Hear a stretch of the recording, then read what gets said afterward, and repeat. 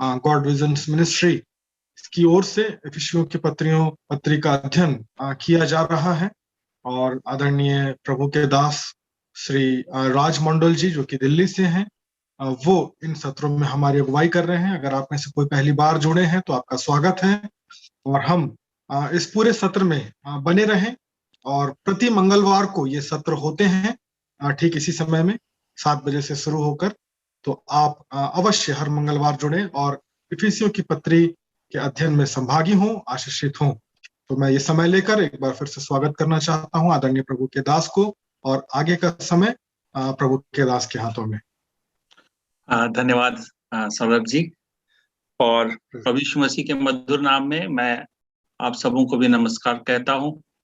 और ये सचमुच में आनंद का विषय है कि आप लोग फिर से जुड़ पाए हैं और इस अध्ययन माला में आप सब लगातार जुड़ रहे हैं। तो हम आशा करते हैं प्रभु के इन वचनों और ध्यान मनन से हमारे अपने जीवनों में और हमारी कलीसिया मंडली के जीवन में भी इसके अच्छे प्रभाव होंगे। तो पिछले सत्र में हम लोगों ने इफिसियों की पत्री और उसका दूसरा अध्याय का पहला हिस्सा पर मनन किया था। और जिन लोग उसमें मौजूद थे, आशा करते हैं आप लोगों ने जो एक हमने काम कहा था ध्यान करने का, कि हम लोगों ने देखा था कि किस रीति से पौलुस कहता है कि हम परमेश्वर की सिरजी हुई कलाकृति हैं, उसके परमेश्वर के बने हुए जो एक कला कृति के समान एक वर्कमैनशिप जिसे अंग्रेजी में कहा गया। तो उस विषय पर ध्यान करने की हम खुद किस रीति से परमेश्वर हम पर काम कर रहा है। और अभी भी एक कलाकार की माफिक वो हमारे जीवनों पे कार्यरत हैं। हमारी जो पूर्ण तस्वीर अभी पूरी नहीं हुई है, और ये जब हमारा समय समाप्त होगा तब प्रभु का ये काम हमारे जीवनों में पूरा होगा। लेकिन प्रभु अभी भी हमारी इस तस्वीर पे कार्यरत हैं। और इस सुंदर रचना, जो कि एक अनूठी रचना है, जिसके समान और कोई भी नहीं है, और हम सभी इस बात की सारगर्भिता और इसकी महत्ता को समझ सकें कि परमेश्वर हम लोगों से कितना प्रेम करते हैं और किस रीति से वे हम सबों के लिए कार्यों को उन भले कार्यों को चुन रखे हैं जो हमें करने हैं। तो मैंने कहा था कि परमेश्वर से प्रार्थना में समय बिताने की, परमेश्वर आपने मेरे जीवन के लिए कौन से भले कार्य नियत किए हैं जिन्हें मुझे करना है ना। तो ये विचार के साथ हम लोगों ने समाप्त किया था पिछला सत्र। तो आज हम वहीं से आगे बढ़ेंगे और मैं अभी आपके साथ शेयर स्क्रीन करना चाहता हूं।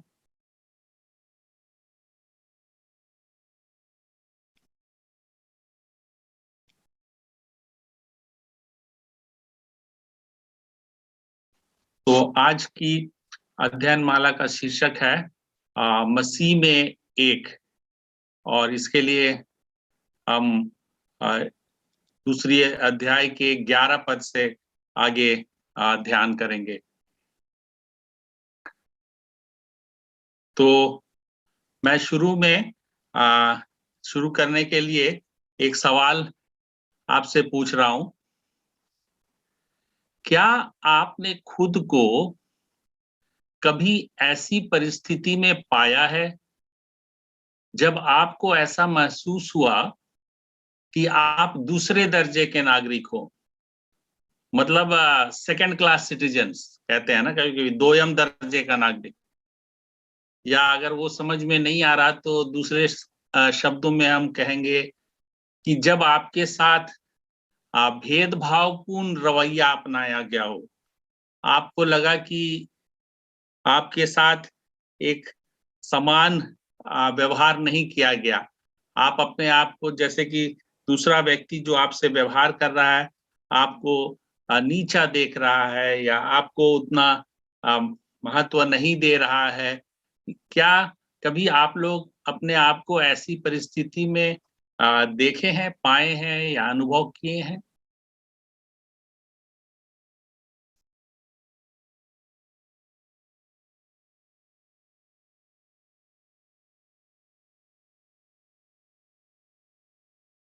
मैं ये भी बताना चाहूँ कि इस सत्र के दौरान कई बार हम लोग इस प्रकार से मैं प्रश्न भी पूछूंगा और आप उसका उत्तर दे सकते हैं अनम्यूट करके। और सत्र के अंत में मैं चाहूंगा कुछ समय में बच सके जिसमें आप लोगों के भी प्रश्नों के उत्तर प्रश्न और उत्तर हो सकें। तो इसके लिए भी आप लोग अपने प्रश्नों को तैयार रखिएगा। अगर जो भी हम लोग विचार मनन कर रहे हैं उस पर से अगर कोई सवाल उठता है मन में तो हम लोग उसके लिए भी कुछ समय रखेंगे। तो कोई बताना चाहते हैं इस सवाल का उत्तर? जी सर, मतलब आपका प्रश्न ये है कि मतलब किसी भी विषय में आप पूछ रहे हैं ना? किसी भी विषय में समाज में रहते हुए एक कभी आपको ऐसा महसूस हुआ इस प्रकार का? जी जी जी, समाज में, परिवार में। हाँ, तो कैसे, मैंने थोड़ा सा विवरण देना चाहेंगे अगर बुरा न माने तो? हाँ सर, ये एक्चुअली क्या है, परिवार में इस रीति से हुआ कि जैसे कि हमारा फाइनेंशियल स्टेटस पहले बहुत हालात बहुत खराब रहता था। तो उसमें परिवार समाज तो छोड़ दीजिए, समाज सेकेंडरी हो गया, लेकिन सबसे पहले परिवार बहुत मतलब किसी भी चीज के लिए हमको ना बुलाना। और दूसरी चीज मेरी माँ की लाइफ में भी मैंने देखने पाई थी कि जब मेरे पापा खत्म हो गए थे, समाज भी उनको मतलब विधवा के रूप में ग्रहण नहीं करना, उनको कहीं नहीं बुलाना। और रिश्तेदारों में भी, मेरे सगे रिश्तेदारों में भी, मेरे रंग थोड़ा सा सांवली हूँ तो रंग में भी भेदभाव करके ऐसे बहुत सारे चीजें मतलब देखने पाई थी मैं अपने लाइफ में। बहुत अच्छा, धन्यवाद। साझा करने के लिए आपका बहुत बहुत धन्यवाद। और मैं सचमुच में आपको बधाई देता हूं कि आपने इन बातों को साझा करने में कोई संकोच नहीं किया। और ये सच है, क्योंकि यही कहानी हम में से हर एक बहुत लोगों की होगी कि हम सब भी किसी न किसी समय में, परिस्थिति में अपने को समझते हैं कि दूसरा जो व्यक्ति है वो मुझसे सम्मान पूर्वक व्यवहार नहीं कर रहा, वो मुझे किसी तरह से तुच्छ दृष्टि से देख रहा है। जैसा आपने बताया, वो आपके परिवार की आर्थिक हालत कम हो जाने से परिवार के लोग भी आपको उस प्रकार से व्यवहार नहीं कर, उनके व्यवहार में आप फर्क देख रहे थे। उसी तरह से आपने बताया कि हमारे समाज में ऐसी भी पाई जाती है कि जब कोई किसी का पति गुजर जाते हैं तो विधवा होने के नाते समाज में उनके साथ किस रीति से बर्ताव होता है, वहां पर भेदभावपूर्ण रवैया नजर आता है। आपने एक और बताया, जो रंग की वजह से हमारे देश में ये भी एक बहुत ही बड़ी कुप्रथा है कि लोगों के रंग के आधार पर उनके व्यवहार किया जाता है। और जो लोग गौर उसके प्रति ज्यादा सम्मान है, जो थोड़ा सांवला या गहरे रंग का है तो उसके साथ उसको कई बार स्कूल से लेके आगे तक, शादी विवाह से लेके सब बातों में भेदभावपूर्ण रवैया अपनाया जाता है। तो ये हम में कई लोगों के अनुभव रहे होंगे। और उसी के साथ जुड़ा हुआ ये सवाल भी है, इस पे भी कोई दूसरा व्यक्ति जवाब दे सकते हैं कि इस प्रकार के कई भेदभाव हमारे समाज में पाए जाते हैं। सिर्फ हमारे भारतीय समाज में ही नहीं, अगर आप विश्व भर में इसके विषय में विचार करें तो ये भेदभाव की दीवारें हर जगह मौजूद हैं। तो इस परिप्रेक्ष्य में मैं आपसे पूछना चाहता हूं ये दूसरा सवाल कि भेदभाव की कौन सी दीवारें आज भी हमारे समाज में मौजूद हैं, और आप कौन सी दीवारों को ढा दिया जाना चाहेंगे, या इनमें से कौन सी दीवारों को आप ढाया जाना चाहेंगे?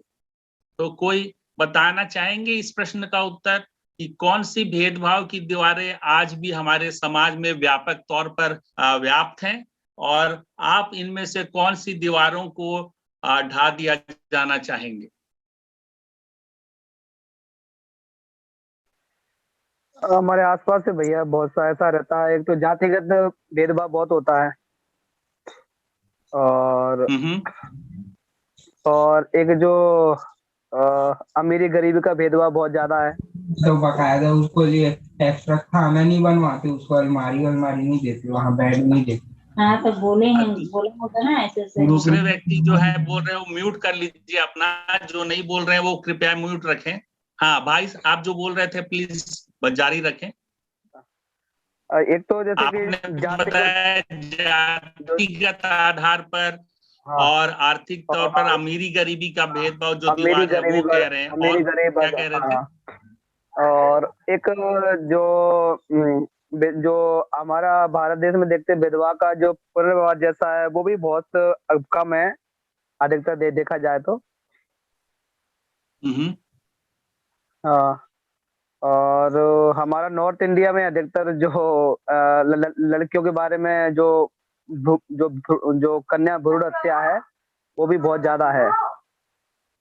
हाँ, ओके, बहुत अच्छा।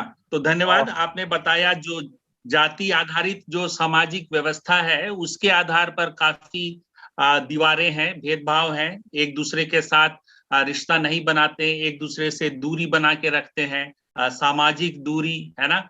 और उसी रीति से आपने बताया कि कैसे अमीरी गरीबी का भी उस आधार पर भी जिसके पास धन नहीं, जिसके पास संपत्ति नहीं, तो जो गरीबी की अवस्था में उनके साथ काफी भेदभाव होता है, उनके साथ किस रीति से व्यवहार होता है।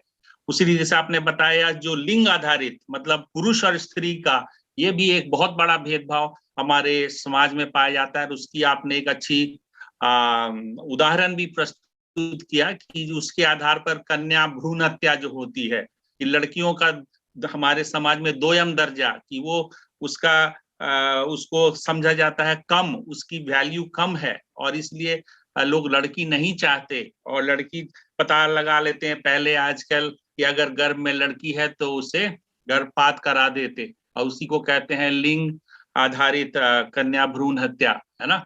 तो इस प्रकार की बहुत सारी ऐसी भेदभाव की दीवारें आज भी हमारे समाज में मौजूद हैं, और हम समझते हैं कि हम सभी इन दीवारों का ढाया जाना चाहेंगे, क्योंकि ये दीवारें हमें एक दूसरे के साथ सही रूप से संबंध बनाने में, रिश्ता रखने में ये दूरी पैदा करती हैं, और साथ ही दूरी ही नहीं, ये दीवारी की वजह से आपस में वैमनस्य या बैर की भावना पैदा होती है।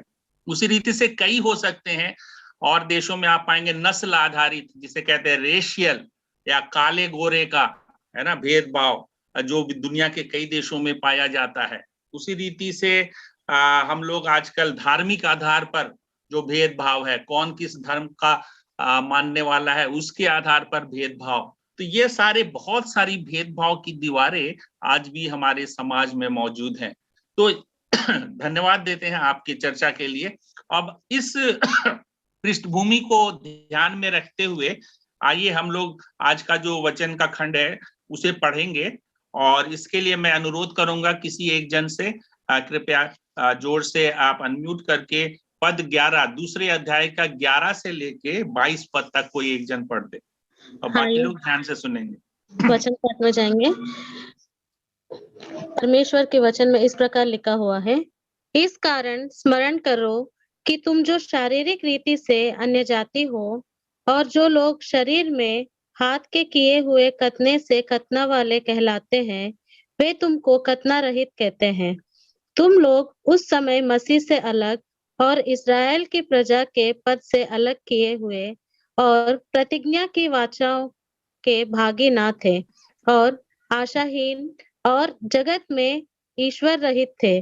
पर अब मसीह यीशु में तुम जो पहले दूर थे, मसीह के लहू के द्वारा निकट हो गए हो, क्योंकि वही हमारा मेल है, जिसने दोनों को एक कर लिया और अलग करने वाली दीवार को जो बीच में थी ढा दिया, और अपने शरीर में पैर अर्थात वह व्यवस्था जिसकी आज्ञाएं विधियों की रीति पर थी मिटा दिया, कि दोनों से अपने में एक नया मनुष्य उत्पन्न करके मेल करा दे, और क्रूस पर बैर को नाश करके इसके द्वारा दोनों को एक देह बनाकर परमेश्वर से मिलाए। उसने आकर तुम्हें जो दूर थे और उन्हें जो निकट थे दोनों को मेल मिलाप का सुसमाचार सुनाया, क्योंकि उसी के द्वारा हम दोनों की एक आत्मा में पिता के पास पहुंच होती है। इसीलिए तुम अब विदेशी और मुसाफिर नहीं रहे, परंतु पवित्र लोगों के संगी, स्वदेशी और परमेश्वर के घराने के हो गए, और प्रेरितों और भविष्यवक्ताओं की नींव पर, जिसके कोने का पत्थर प्रभु मसीह यीशु स्वयं ही है, बनाए गए हो, जिसमें सारी रचना एक साथ मिलकर प्रभु में एक पवित्र मंदिर बनती जाती है, जिसमें तुम भी आत्मा के द्वारा परमेश्वर का निवास स्थान होने के लिए एक साथ बनाए जाते हो। परमेश्वर के इस वचन, प्रभु की स्तुति हो परमेश्वर के इस वचन के लिए। हम इस पर मनन के लिए आगे बढ़ेंगे, तो कुछ अवलोकन प्रश्न, मतलब देखते हैं कि इन पदों में क्या कुछ लिखा है, क्या बातें हम ढूंढ सकते हैं। तो पहला अवलोकन प्रश्न है कि देखें कि कितनी बार यह शब्द मेल या मेल मिलाप, है ना, जो अंग्रेजी अनुवाद पढ़ रहे होंगे वहां पर जो शब्द इस्तेमाल हुआ है वो है पीस, जिसे हिंदी में शांति कहते हैं, और कई दूसरे हिंदी अनुवाद में भी ये शब्द इस्तेमाल हुआ शांति। तो कितनी बार इस खंड को जो पढ़ा गया उसमें ये मेल मिलाप या शांति का इस्तेमाल हुआ है? कोई देखकर बताएंगे?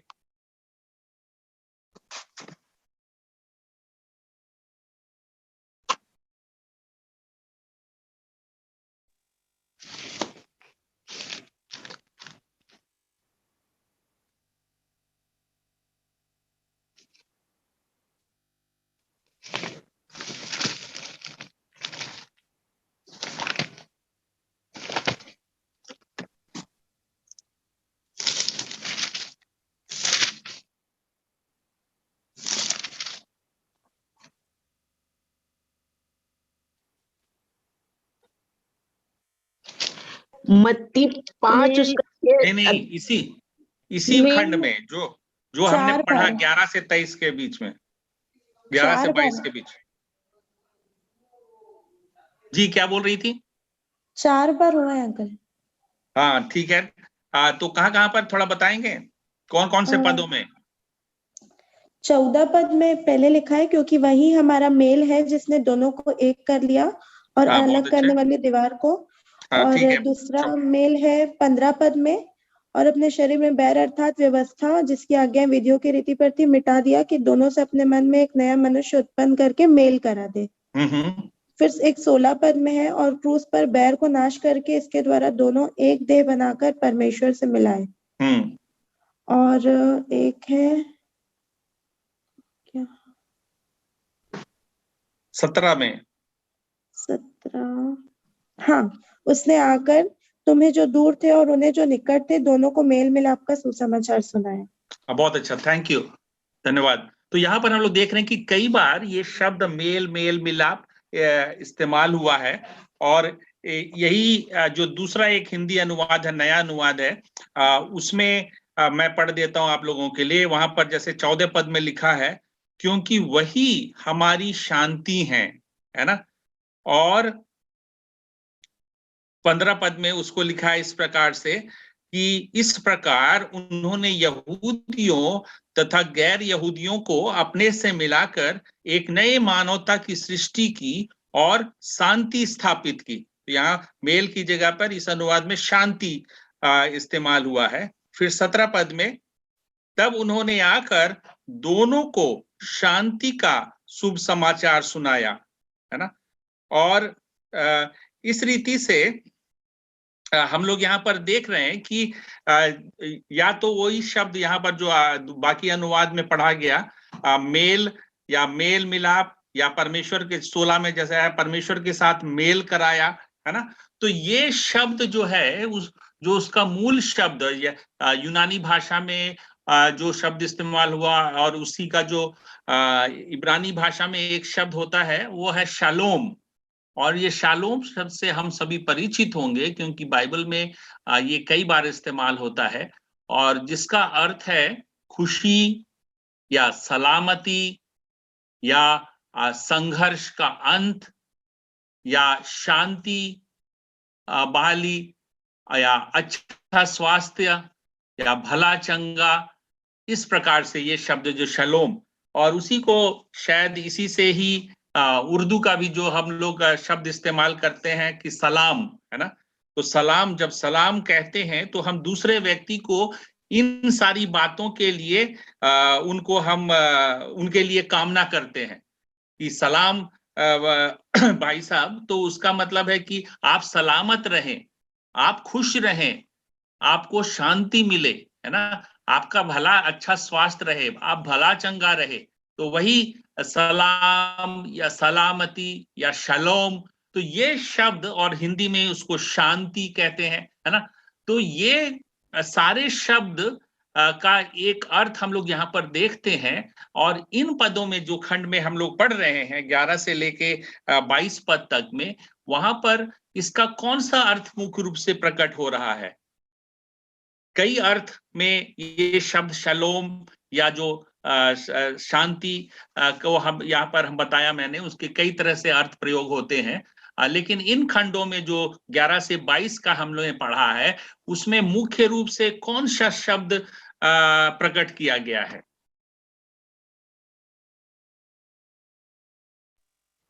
21 अध्याय में लिखा हुआ है,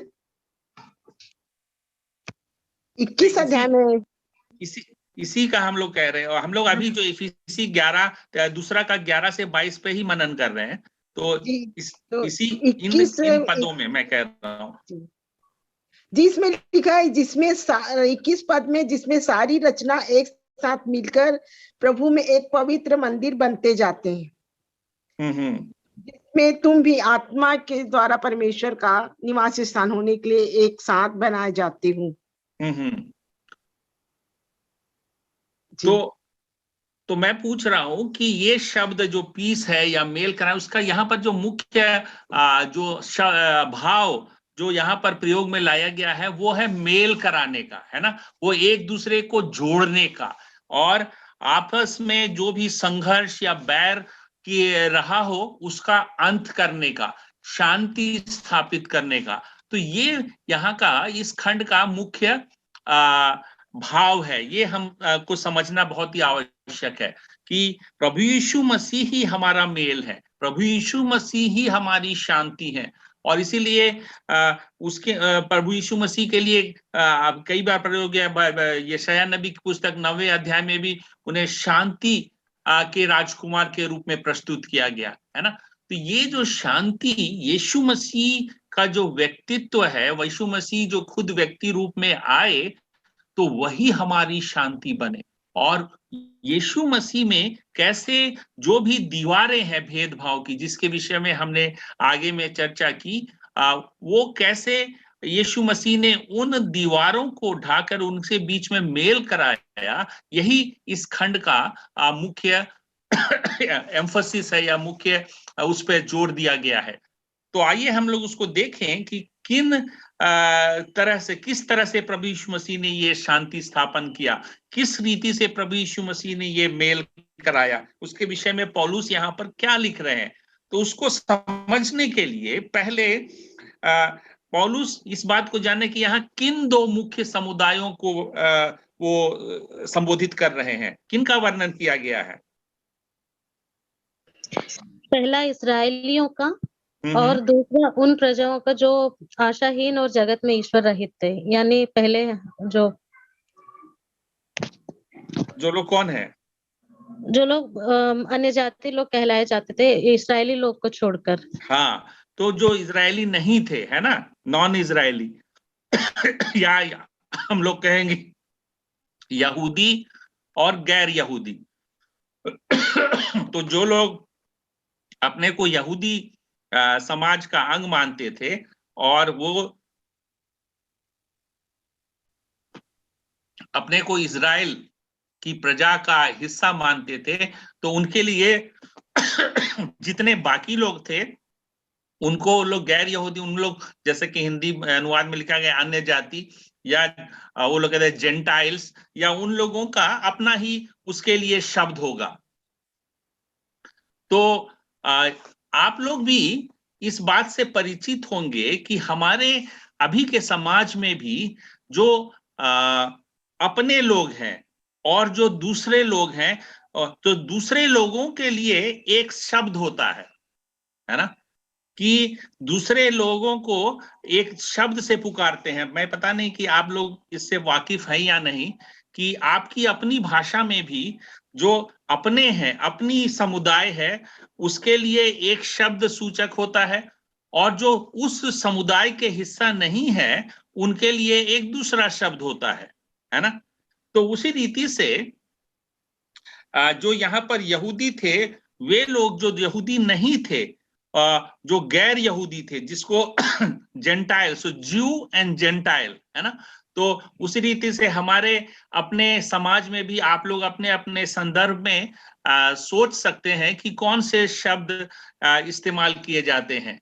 जैसे कि मैं झारखंड क्षेत्र से आता हूं, और झारखंड में जैसे कि आदिवासी बहुल समुदाय रहते हैं, तो वहां पर जो आदिवासी नहीं हैं उनके लिए एक शब्द इस्तेमाल होता है दिक्कू, है ना, कि जो लोग नन आदिवासी है ना, वो लोग को दिक्कू मतलब वो लोग बाहरी लोग हैं, वो यहाँ के नहीं हैं, वो लोग दूसरी जगह से आके यहाँ पर रहने लगे हैं, तो उनके लिए वो शब्द हुआ दिक्कू।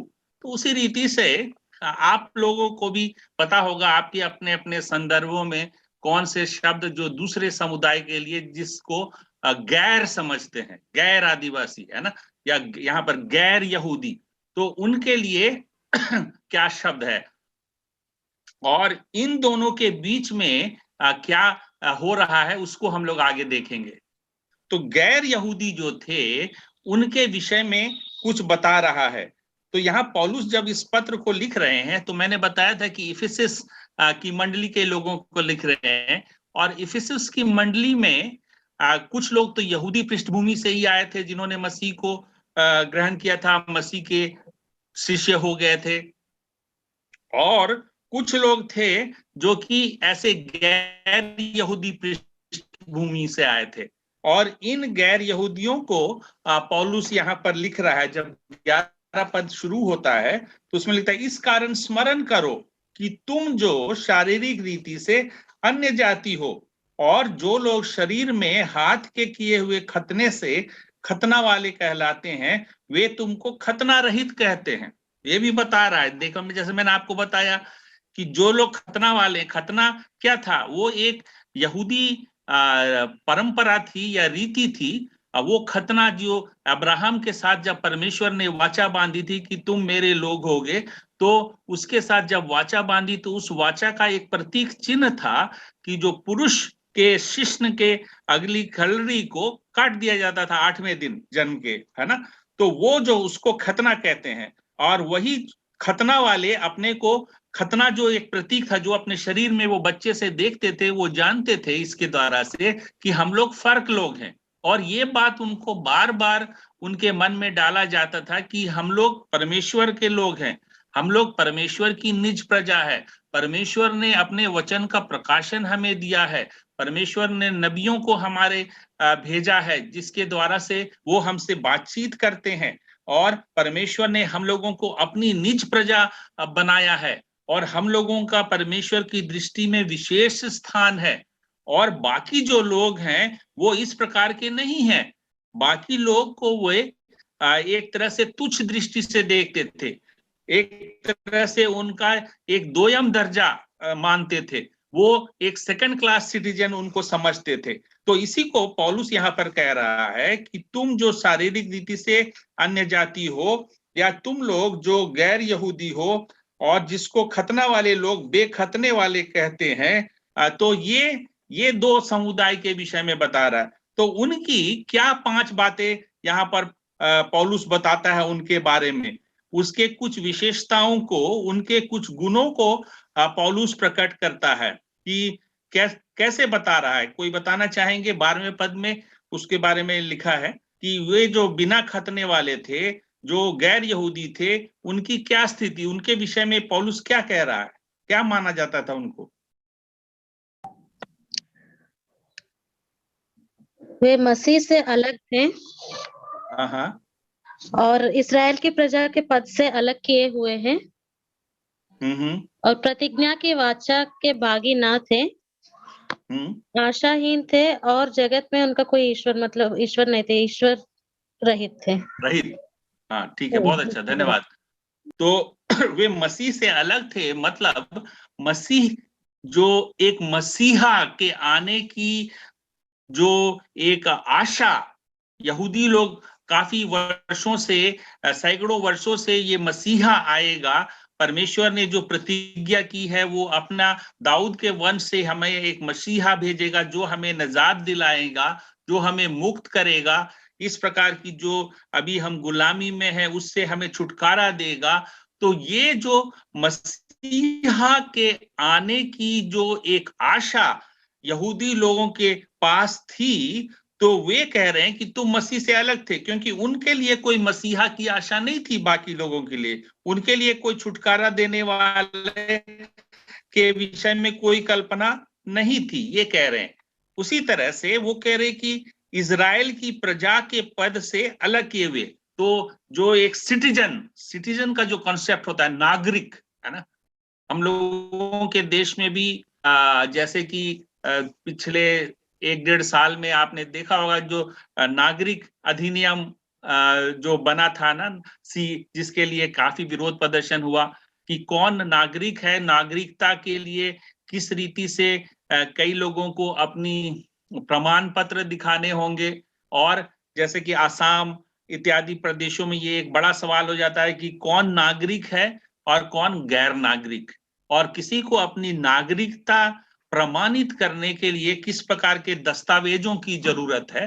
तो उसी रीति से अगर आपके पास वो दस्तावेज नहीं हुए, जैसे कि सिटीजन जो लिस्ट जारी हुआ उसमें लाखों लोगों के नाम नहीं थे, है ना, तो जो अभी भी आप वहां रह रहे हैं वर्षों से, आपके बाप दादे भी वहीं से रह रहे हैं, आप वहीं पैदा लिए, फिर भी अगर आपका लिस्ट में नाम नहीं तो आप नागरिकता लिस्ट से बाहर, है ना।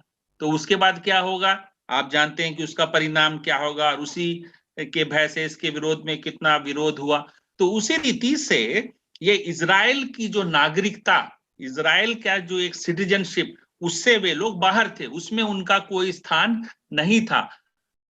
तीसरा कि प्रतिज्ञा की वाचाओं के भागी ना थे, जैसे परमेश्वर ने उनसे वाचा बांधी थी और कई प्रतिज्ञाएं की थी कि कैसे परमेश्वर उन लोगों को एक भूमि दिया है, उन्होंने उन प्रतिज्ञाओं को पूरा होते देखा था, कि कैसे उन्होंने उसको गुलामी से, मिस्र की गुलामी से निकाल के एक प्रतिज्ञा के देश में ले गए, और फिर वहां पर बताए कि कैसे तुम्हारे लिए एक जो राजवंश दाऊद के वंश में होगा। तो वो सारी प्रतिज्ञा जो उन्होंने दी थी और उसी में से उद्धार करता आएगा, ये सब प्रतिज्ञा की वाचा के भागी वे लोग नहीं थे, क्योंकि उन लोगों के हिसाब से उनको ये सब प्रतिज्ञा नहीं मिली है, और इस वजह से उनके विषय में उनका ये ख्याल है कि वे आशाहीन, क्योंकि उनकी कोई आशा नहीं है, उनके लिए आशा का कोई स्रोत नहीं है, और कह रहे जगत में ईश्वर रहित थे। तो जो भी की जो गैर यहूदी लोग भी, उन लोग भी कई तरह के अपने अपने ईश्वरों को मानते थे, जैसे आप लोग जानते हैं यूनानी और रोमी लोगों के भी अपने अपने कई देवी देवताएं थे, लेकिन जो यहूदियों की नजर में उनका कोई ईश्वर नहीं था, क्योंकि वो जो सच्चे ईश्वर को मानने वाले हैं, सच्चे ईश्वर के उपासक है, तो उनके लिए बाकी सारे वो ईश्वर नहीं थे। तो ये जो 5 बातें यहाँ पर पौलुस लिख रहा है, वो उन गैर यहूदी पृष्ठभूमि से आए हुए विश्वासियों को लिख रहा है, और उनको बता रहा है कि तुम्हारी ये स्थिति थी, तुम ऐसी अवस्था में थे, और यही चीज हम लोगों के लिए भी, क्योंकि हम सभी भी जितने भी यहाँ पर अभी विश्वासी के रूप में यहाँ पर इस सत्र में हिस्सा ले रहे हैं, हम लोगों की भी यही स्थिति थी। ये जो 5 बातें लिखा है हम लोगों के लिए भी सही बैठती हैं, क्योंकि हम लोग भी मसीह से अलग थे, हम लोग के लिए भी कोई छुटकारा की आशा नहीं थी, हम लोग भी इजराइल की प्रजा के पद से, तो हम लोग कोई तो गैर यहूदी ही थे, हम लोग नॉन इजराइल थे, हम लोगों के लिए कोई ऐसी वाचा हमारे लिए परमेश्वर ने नहीं दी थी, और इसलिए हम लोग भी आशाहीन और एक तरह से ईश्वर रहित थे, क्योंकि परमेश्वर के साथ हमारा कोई संबंध नहीं था। तो जो उस समय पौलुस लिख रहा है, इन गैर यहूदी विश्वासियों की जो दशा थी, वही दशा हम लोगों की भी थी। इस बात को हम लोग जान सकते हैं। अब उसको आगे लिखता है कि तुम उन दोनों को एक कर दिया, है ना। मसीह के अब मसीह यीशु में तुम जो पहले दूर थे, मसीह के लिए निकट हो गए। 14 पद में लिखा है, क्योंकि वही हमारा मेल है जिसने दोनों को एक कर लिया और अलग करने वाली दीवार को जो बीच में थी ढा दिया। तो यहाँ पर एक कर लिया, दोनों को एक कर लिया। जो ये दो समुदाय के बारे हम लोगों ने चर्चा की, यहूदी और गैर यहूदी, और गैर यहूदी की क्या दशा थी वो भी पौलुस ने लिखा। लेकिन अब कह रहा है कि मसीह में क्या हुआ, उन दोनों समुदायों को एक कर लिया। और ये एक बहुत बड़ी बात है कि ये दो समुदाय जो बिल्कुल अलग थे, आप अगर पढ़ेंगे तो आप पाएंगे कि ये इतना स्ट्रिक्ट था, इतना कठोर इसके लिए नियम थे कि जो गैर यहूदी लोगों के लिए जो उनका मंदिर था, तो मंदिर में मैंने पहले बताया था कि कैसे चार क्षेत्र हुआ करते थे।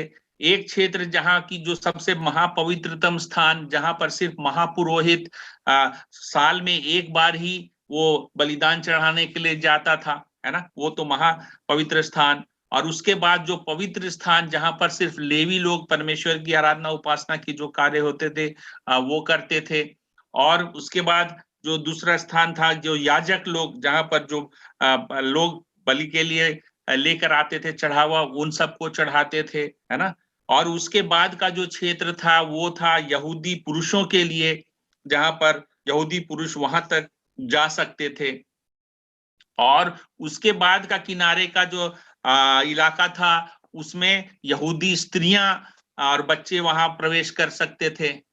और उन सब से बाहर दूर में ही जो बाकी गैर यहूदियों के लिए स्थान नियत था।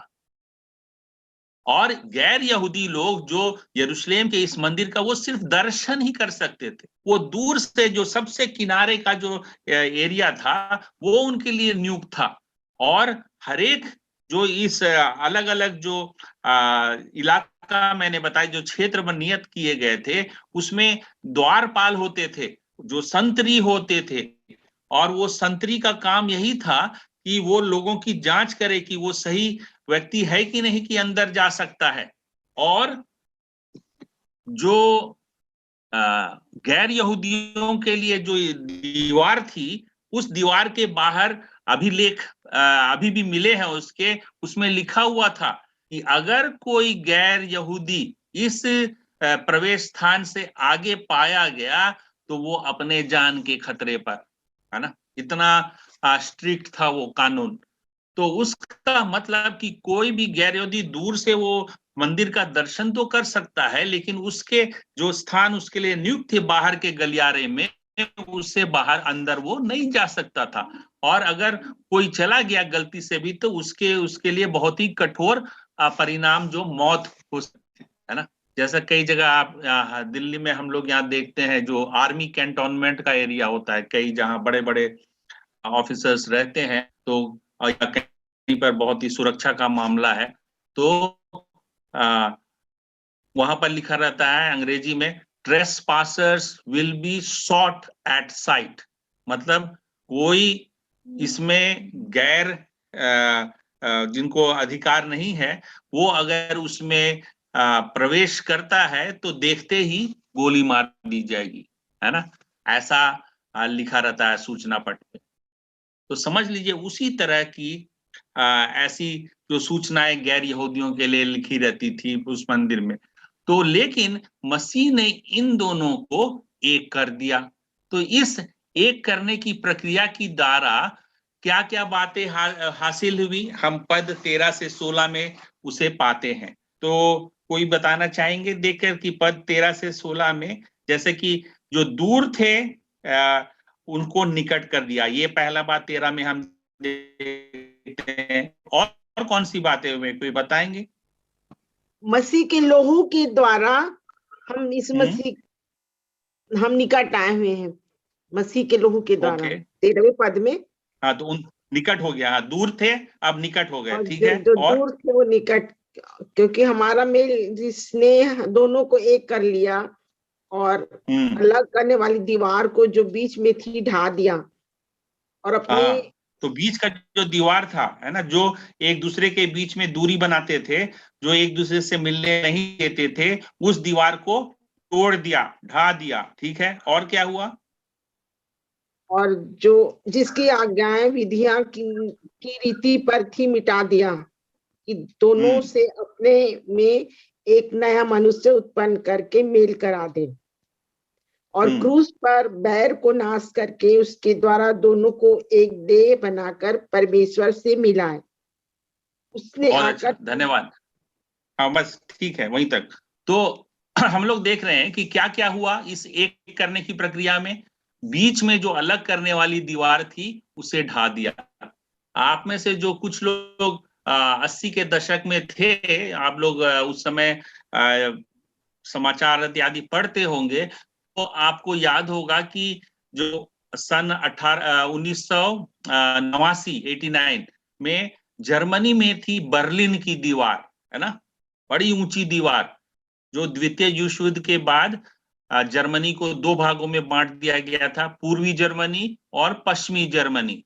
और ये दो भाग, पूर्वी जर्मनी जो कम्युनिस्ट देशों का इलाका के अंदर आ गया, कम्युनिस्ट प्रभाव में, जो सोवियत रशिया और बाकी अन्य कम्युनिस्ट यूरोप के देश थे, उधर माने एक ही जर्मनी थी, एक ही देश। लेकिन द्वितीय विश्व युद्ध के बाद जो इस प्रकार से बंटवारा हो गया, और उधर के लोग पूर्वी जर्मनी के नागरिक, जहां पर बर्लिन की दीवार बन गई, और उसके इस तरफ पश्चिमी जर्मनी, है ना, और एक बड़ी ऊंची दीवार थी कई सालों तक, चूंकि पूर्वी जर्मनी कम्युनिस्ट इलाका था और पश्चिमी जर्मनी जो स्वतंत्र वाला, जहां पर प्रजातांत्रिक व्यवस्था थी, तो बहुत सारे लोग यहाँ पर, चूंकि ज्यादा विकास हुआ था, ज्यादा धन समृद्धि थी इस पश्चिमी जर्मनी में, तो बहुत सारे लोग पश्चिमी जर्मनी से, पूर्वी जर्मनी से पश्चिमी जर्मनी आना चाहते थे, लेकिन वो नहीं आ सकते थे, क्योंकि बीच में ये अलग करने वाली बड़ी दीवार थी। उसी रीति से उस समय आपको एक्सप्रेशन याद होगा, आयरन कर्टेन बोलते थे। जो कम्युनिस्ट देश, ब्लॉक के जो देश हैं और जो गैर कम्युनिस्ट, उनके बीच में एक बड़ा आयरन कर्टेन था, है ना।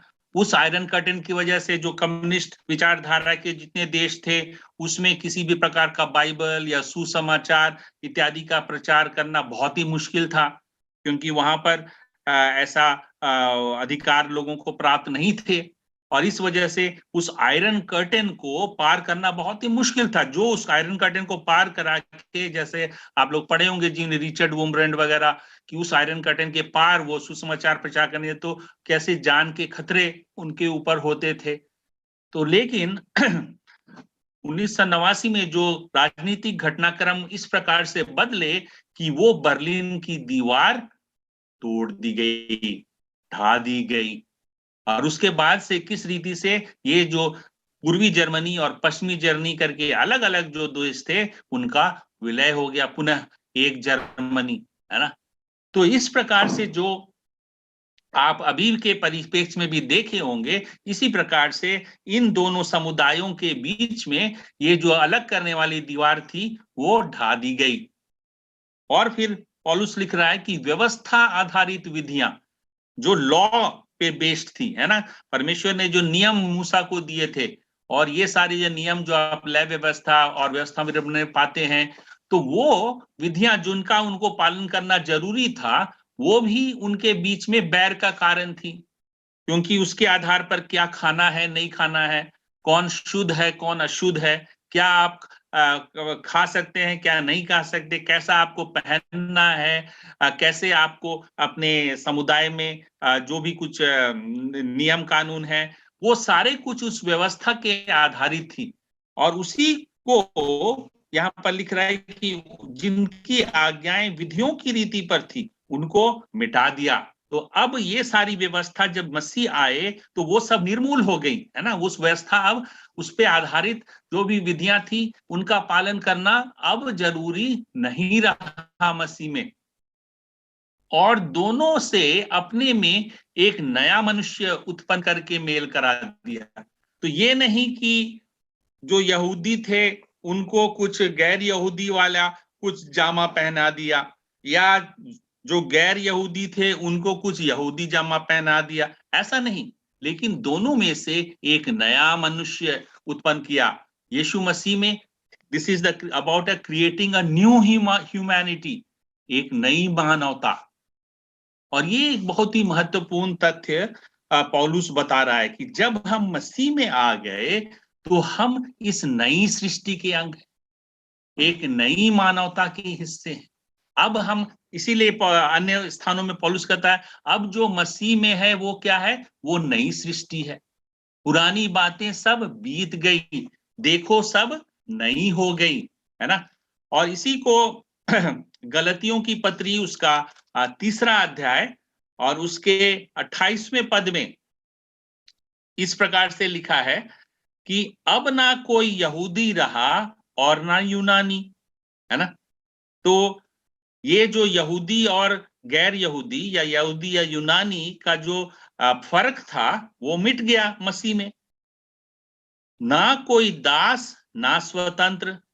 तो इस प्रकार से जो आर्थिक आधारित या सामाजिक आधारित जो उनके बीच में भेदभाव थे कि कुछ लोग फ्री थे और कुछ लोग स्लेव्स, है ना। तो फ्री लोगों के राइट्स थे, उनके सिटीजन्स राइट्स थे, स्लेव्स का कोई भी राइट नहीं होता था, वो दूसरों की गुलामी करते थे। तो ऐसी उस समय की सामाजिक व्यवस्था थी।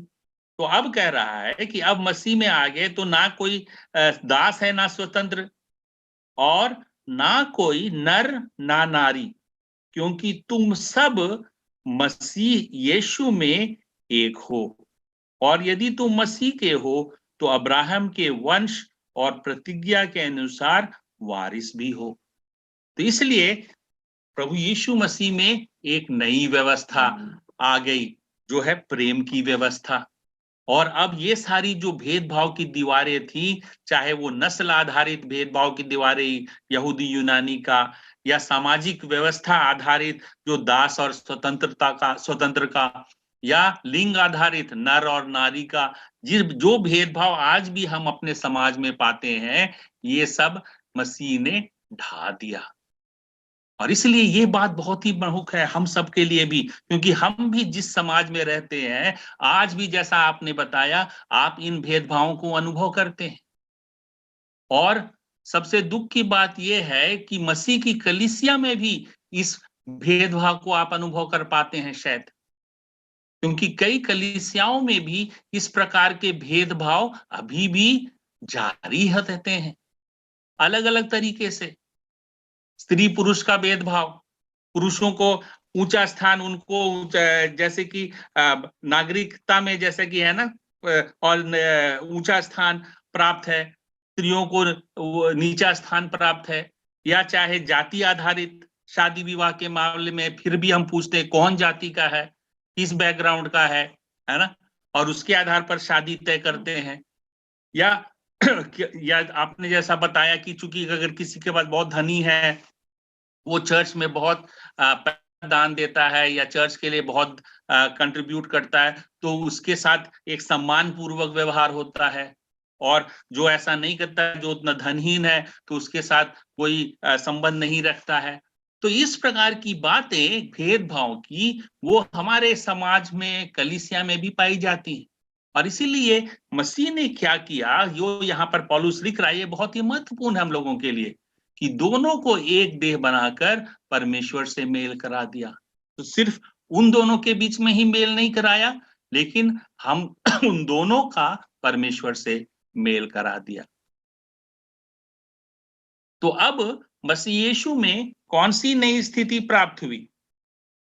18 और 19 पद में यहां पर जैसा लिखता है कि अब पिता के पास पहुंच हो जाती है।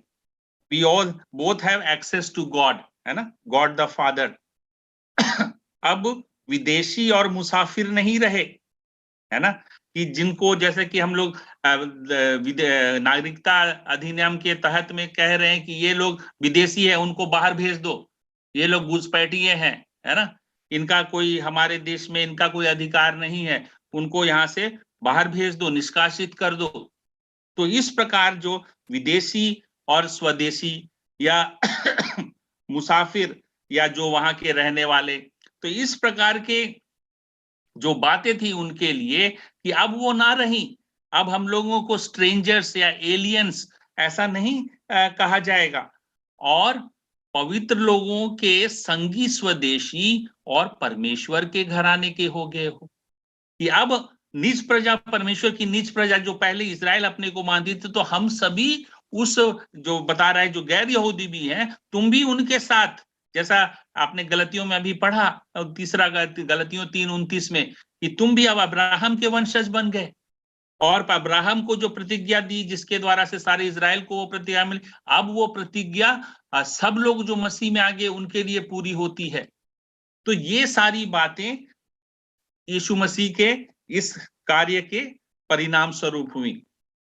और अंत में हम देखते हैं कि 19 से 22 पदों में कलीसिया का वर्णन करने के लिए पौलुस कुछ उपमाओं का इस्तेमाल करता है। तो कोई देख के बताएं कि कलीसिया के लिए कौन से चित्र या उपमा पौलुस यहाँ पर लिख रहा है, कि कलीसिया की जो स्थिति है या कलीसिया क्या है उसको बयां करने के लिए, उसको वर्णन करने के लिए पौलुस यहाँ पर कुछ चित्र, सम वर्ड पिक्चर है ना, वो यहाँ पर प्रस्तुत कर रहा है। तो कौन से ये 3 चित्र हैं, कोई देख के बताएंगे? 21 वचन में पढ़ा जाता है, प्रभु में एक पवित्र मंदिर बनते जाते हैं। हाँ, तो ये प्रभु का मंदिर, लॉर्ड्स टेम्पल है ना, तो ये मंदिर है, और उस मंदिर को बनाने में जो भी पत्थर या जिसके द्वारा से वो मंदिर बनाई जा रही, तो उसमें बता रहा है जैसे कि कोने का पत्थर यीशु मसीह स्वयं है, और प्रेरितों और भविष्यवक्ताओं की नींव है उसमें, है ना, और सब मिलकर प्रभु में एक पवित्र मंदिर बनते जा रहे हैं। तो ये एक पिक्चर है। ओके, दूसरा और क्या है? भी आत्मा के द्वारा परमेश्वर का निवास स्थान होने के लिए एक साथ बनाए जाते हैं। हाँ, तो परमेश्वर का निवास स्थान है ना, तो परमेश्वर का जहां पर गॉड्स ड्वेलिंग है ना, जैसे परमेश्वर उस वक्त में मंदिर के जो महापवित्र स्थान में जहां पर वाचा का संदूक था, वहां पर परमेश्वर का निवास माना जाता था, परमेश्वर वहां रह रहे हैं। तो अब हम ये जो कलीसिया है वो परमेश्वर का निवास स्थान है, मतलब परमेश्वर अपनी कलीसिया में अपने लोगों के बीच में वास करते हैं, वहां उनकी उपस्थिति है। इसलिए लिखा है कि जहां 2 या 3 मेरे नाम से इकट्ठा होते हैं वहां पर मैं उपस्थित होता हूं, है ना। तो ये एक दूसरा चित्र है। और एक तीसरा है कि परमेश्वर का घराना है ना, जो 19वें पद में लिखा है, और परमेश्वर के घराने के हो गए हो। घराना मतलब क्या? परिवार, गॉड्स फैमिली, हाउस होल्ड, है ना।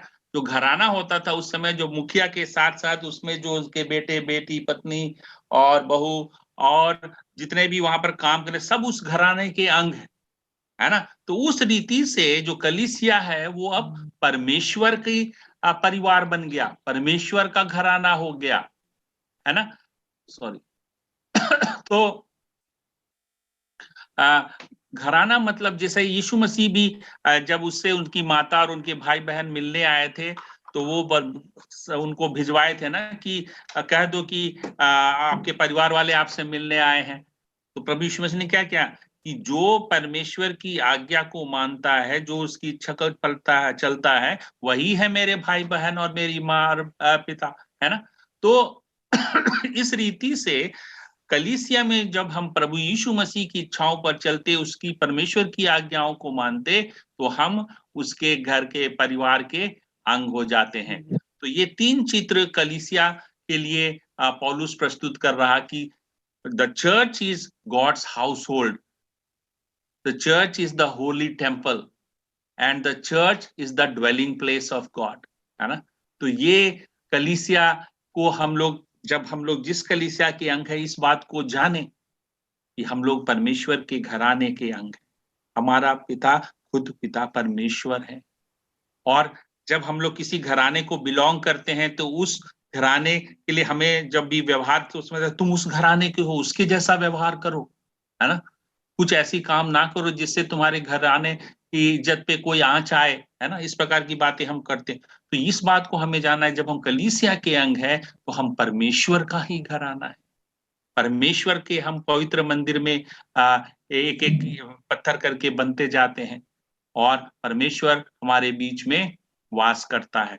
तो व्यवहार में लाने के लिए एक प्रश्न मैं आपके सामने रखना चाहता हूं कि आप क्या सोचते हैं कि यहूदी पृष्ठभूमि के विश्वासियों ने कैसा महसूस किया होगा जब गैर यहूदी विश्वासी कलीसिया की संगति में आने लगे, परंतु वे खतना कराने या उनके भोजन संबंधी रीति रिवाजों को मानने के लिए तैयार नहीं थे।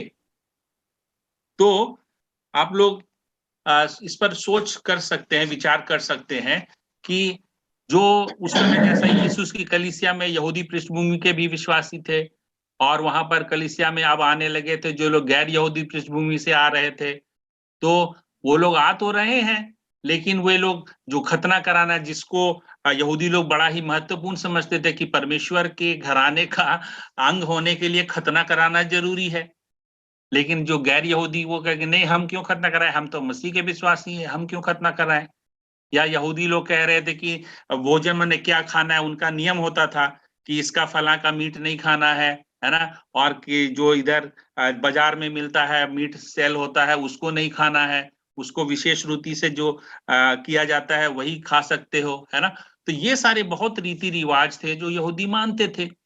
लेकिन जब अब गैर यहूदी आ रहे हैं कलीसिया में, वो लोग भी समान रूप से विश्वासी कहे जा रहे हैं, लेकिन वे लोग तो इन रीति रिवाजों को मानने को तैयार नहीं थे। तो कैसा उनकी प्रतिक्रिया रही होगी, कैसा महसूस किया होगा, क्या सोचते हैं?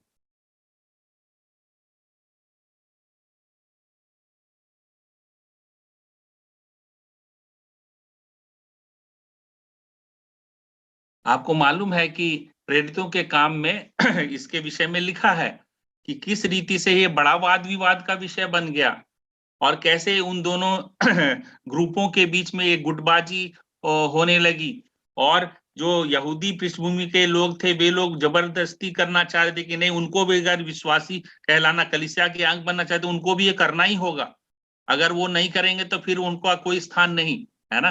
तो इस प्रकार से इसमें बहुत उनके बीच में वाद विवाद हुआ। अगर आप प्रेरितों के काम 15वां अध्याय पढ़ेंगे तो उसके लिए एक बड़ी महासभा बुलाई गई, है ना, और फिर उसमें जो कलीसिया के अगुवे थे उन लोगों ने उस जो भी संघर्ष की स्थिति पैदा हुई थी उसको लेकर उन्होंने आपस में परमेश्वर की अगुवाई चाही, और कुछ बातों पर उन लोगों में सहमति हुई। उसको आप लोग प्रेरितों के काम 15वां अध्याय में पढ़ सकते हैं। तो मैं ये उससे बताना चाह रहा हूं कि ये जो भेदभाव की दीवारें थी, जो भी कि यीशु ने ढा दी, जो भी कि यीशु में वे सब एक हो गए और सब मसीह में एक बना दिए गए, एक कर दिए गए, उनमें मेल कर दिया गया, फिर भी ये बातें अब भी सिर उठा रही थी। और शायद आज भी हमारे बीच में भी ऐसा होता है, जो भी कि हम जानते हैं सिद्धांत तौर पर कि अब हम मसीह के शिष्य हो गए, तो इस प्रकार के भेदभाव की कोई बात हमारे बीच में नहीं होनी चाहिए। लेकिन क्या आज भी हमारी कलीसियाओं में ऐसा नहीं होता? आपकी कलीसिया में जब कोई भिन्न पृष्ठभूमि का व्यक्ति आता है तो उसके प्रति कलीसिया के सदस्यों का रवैया और व्यवहार कैसा होता है, ये हम सब लोगों के लिए विचारने की जरूरत है। और ये भिन्न पृष्ठभूमि कुछ भी हो सकती है।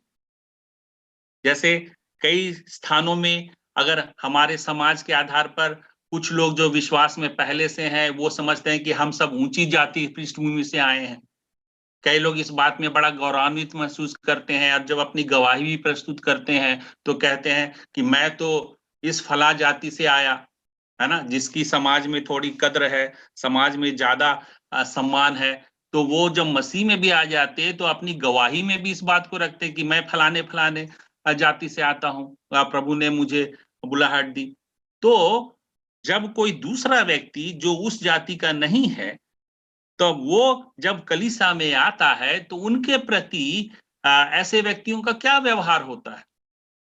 या मान लीजिए कोई कलीसिया के लोग ज्यादातर संपन्न हैं, वो काफी संसाधन वाले हैं, धनी हैं, अच्छे नौकरियों में हैं, सम्मानित पदों पे काम करते हैं, और उनके बीच में कोई एक मेहनतकश मजदूर या किसान जो कि उतने अच्छे कपड़ों में नहीं, उतना पढ़ा लिखा भी नहीं, वो जब आ जाता है, लेकिन वो मसीह में विश्वास किया, अब वो भी कलीसिया में आने लगा, तो उसके साथ कैसा व्यवहार होता है? या हो सकता है सोचिए बिल्कुल ही अलग किस्म का कोई ऐसा व्यक्ति जो कि उसके बदन में बहुत सारा वो टैटू वगैरह किया हुआ हो, लंबे लंबे बाल हो, अगर ऐसा व्यक्ति आ जाता है तो उसके प्रति हमारा कैसा रवैया होगा? तो ये सारी बातें आज भी हमारे बीच में सर उठाती हैं, जिन बातों को मसीह ने ढा दिया। और इसीलिए मैं आपके सामने ये प्रश्न रखकर समाप्त करना चाहूंगा कि आपके अपने जीवन में कौन सी दीवारें हैं? आप थोड़ा सोचें। हो सकता है आप कहें कि नहीं, हम लोग कोई ऐसा नहीं मानते भेदभाव, लेकिन हो सकता है हमारे अचेतन मन में हम अपनी पृष्ठभूमि के इस प्रकार से गर्व करते हैं, या अभी भी हम अस्पृश्यता का बर्ताव करते हैं दूसरों के साथ। आपके जीवन में ऐसी कौन दीवारें हैं जिनका ढाया जाना आवश्यक है, ताकि आप मेल मिलाप का जीवन बिता सकें? तो यीशु मसीह जिसके लिए आए, ये सुसमाचार का एक अभिन्न और मुख्य केंद्र है। मेल मिलाप, शांति, सिर्फ परमेश्वर के साथ ही नहीं, लेकिन एक दूसरे के साथ। और पाप की वजह से जो ये दीवारें आई समुदाय में जो आज भी हमें एक दूसरे से अलग करती हैं, क्या आप उन्हें एक कागज पर लिखेंगे कि आपके जीवन में कौन सी दीवार है जिसे ढाया जाना जरूरी है, कि यदि आप मसीह के शिष्य के नाते एक सुसमाचार केंद्रित जीवन बिताना चाहते हैं? और परमेश्वर से प्रार्थना करें कि वे आपको सामर्थ प्रदान करें कि आप उन दीवारों को गिरा सकें। मसीह ने ऑलरेडी गिरा दिया है, ढा दिया है, लेकिन हम अभी भी उन दीवारों को कायम रखे हैं। और अगर मसीह के पीछे चलना है तो हमें उन दीवारों को गिराना, ढा देना जरूरी है। परमेश्वर हम सबकी सहायता करे कि हम इस विषय पर अपना ईमानदारी से चिंतन कर सकें और उसको लिखें। आप समय लें इस सप्ताह में कि कौन सी दीवारें आपके मनों में, आपके परिवार में शायद अभी भी वो दीवारें हैं। अभी भी शायद आपके परिवार में भी कुछ लोग जब आते हैं तो उनके लिए अलग प्लेट है, अलग गिलास है, अलग कप में चाय देते हैं। कौन सी ऐसी दीवारें अभी भी हमारे मनों में है? और परमेश्वर आपकी सहायता करे कि आप इन दीवारों को अपने जीवन में ढा सकें।